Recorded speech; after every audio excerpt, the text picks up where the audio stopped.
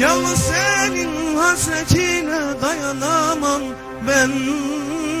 Bele zalim, bele zalim, dayanamam ben.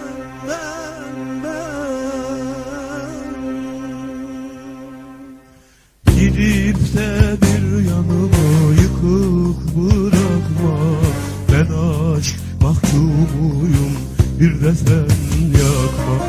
Gidip de bir yanımı yıkık bırakma. Ben aşk mahkumuyum, bir de sen yakma.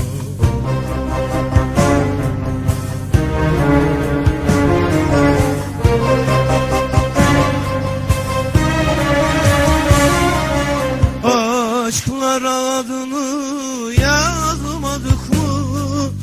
Seninle beraber yanmadım mı? Aşklar adını yazmadım mı? Seninle beraber yanmadım mı? Bir lokma ekmeği paylaşmadık mı?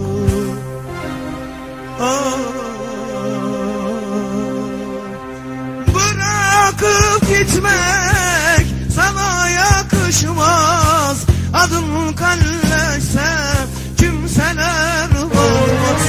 Bırakıp gitmek sana yakışmaz. Adın kalleş senin kimseler